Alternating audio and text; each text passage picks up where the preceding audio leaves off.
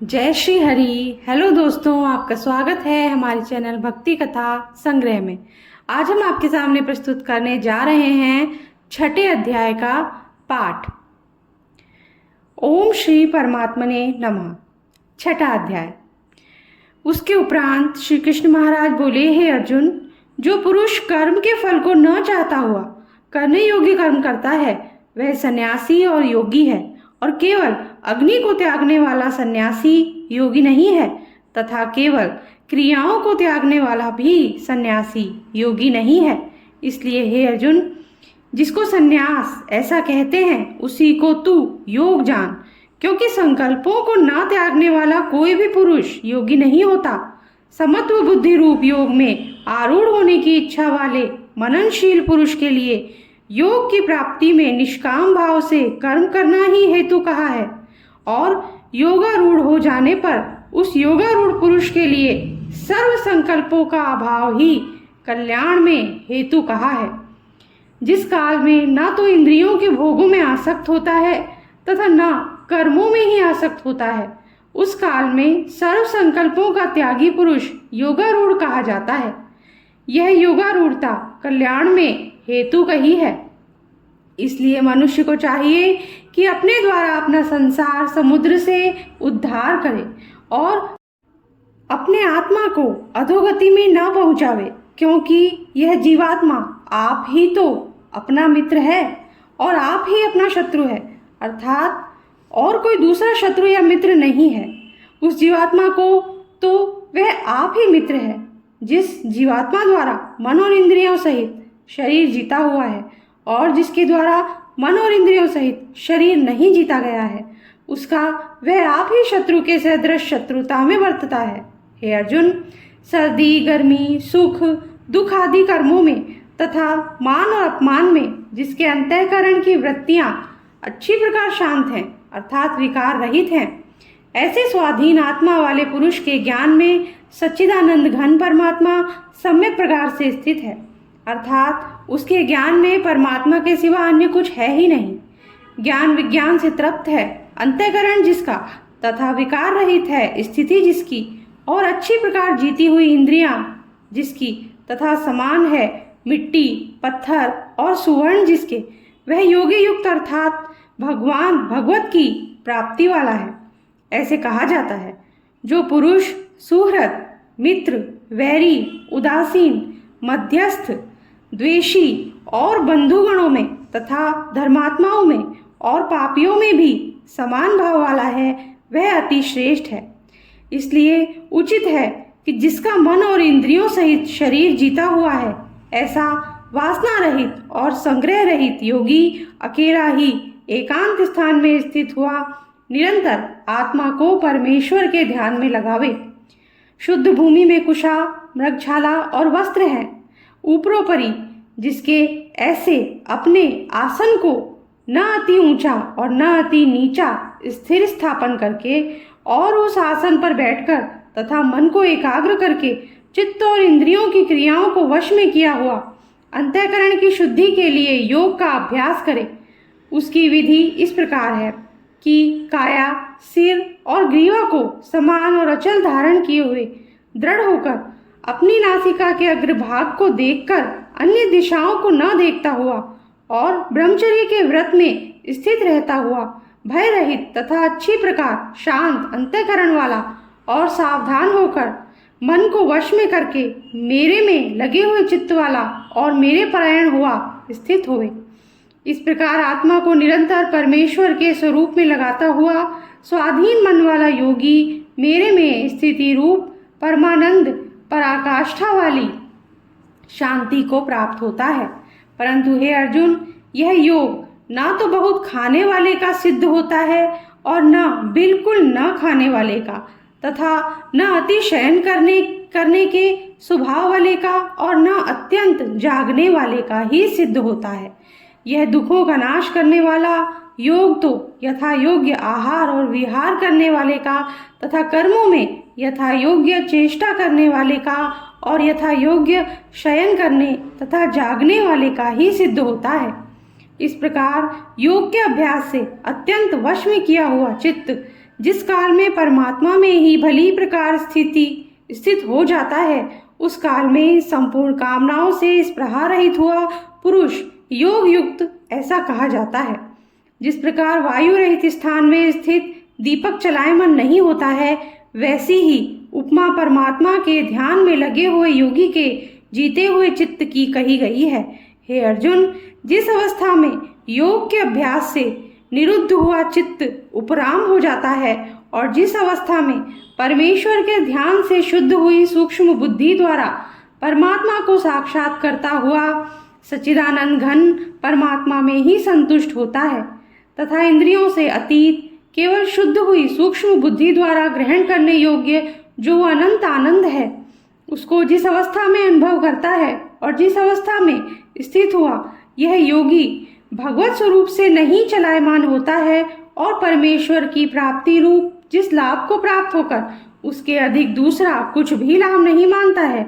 और भगवत प्राप्ति रूप जिस अवस्था में स्थित हुआ योगी बड़े भारी दुख से भी चलायमान नहीं होता है, जो दुख रूप संसार के संयोग से रहित है तथा जिसका नाम योग है, उसको जानना चाहिए। वह योग न उकताए हुए चित्त से अर्थात तत्पर हुए चित्त से निश्चय पूर्वक करना कर्तव्य है। इसलिए मनुष्य को चाहिए कि संकल्प से उत्पन्न होने वाली संपूर्ण कामनाओं को निशेषता से अर्थात वासना और आसक्ति सहित त्याग कर और मन के द्वारा इंद्रियों के समुदाय को सब ओर से अच्छी प्रकार वश में करके क्रम क्रम से अभ्यास करता हुआ उपरामता को प्राप्त हुए तथा धैर्य युक्त बुद्धि द्वारा मन को परमात्मा में स्थित करके परमात्मा के सिवा और कुछ भी चिंतन ना करे।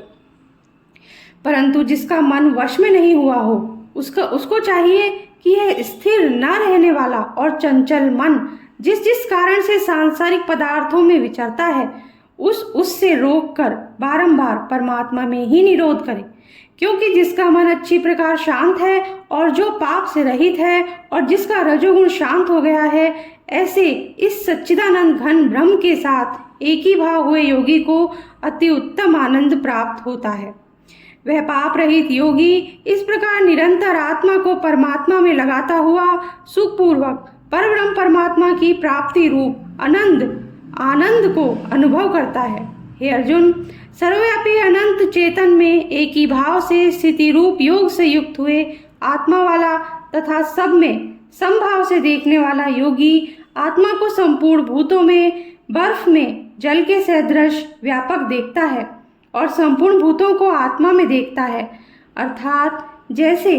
स्वप्न से जगा हुआ पुरुष स्वप्न के संसार को अपने अंतर्गत संकल्प के आधार देखता है, वैसे ही वह पुरुष संपूर्ण भूतों को अपने सर्वव्यापी अनंत चेतन आत्मा के अंतर्गत संकल्प के आधार देखता है।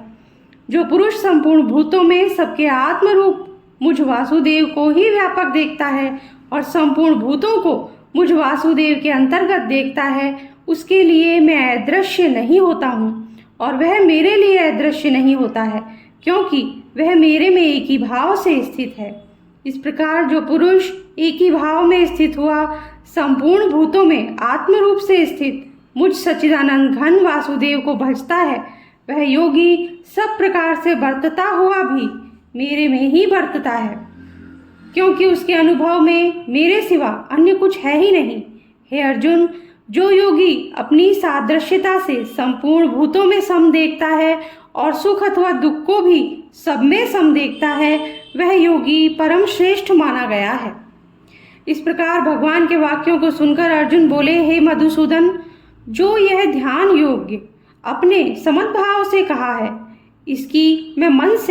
मन के चंचल होने से बहुत काल तक ठहरने वाली स्थिति को नहीं देखता हूँ, क्योंकि हे कृष्ण, यह मन बड़ा चंचल और प्रमथन स्वभाव वाला है तथा बड़ा दृढ़ और बलवान है, इसलिए इसका वश में करना मैं वायु की भांति अति दुष्कर मानता हूँ। इस प्रकार अर्जुन के पूछने पर श्री कृष्ण भगवान बोले, हे महाबाहो, निसंदेह मन चंचल और कठिनता से वश में होने वाला है,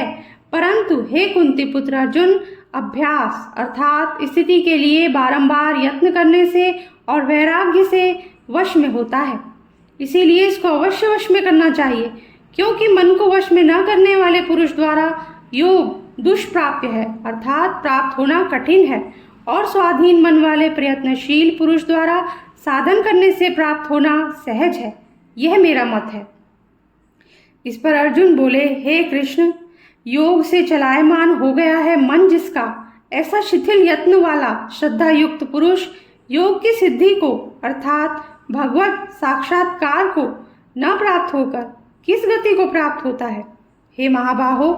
क्या वह भगवत प्राप्ति के मार्ग में मोहित हुआ आश्चर्य रहित पुरुष छिन्न भिन्न बादल की भांति दोनों ओर से अर्थात भगवत प्राप्ति और सांसारिक भोगों से भ्रष्ट हुआ नष्ट तो नहीं हो जाता है?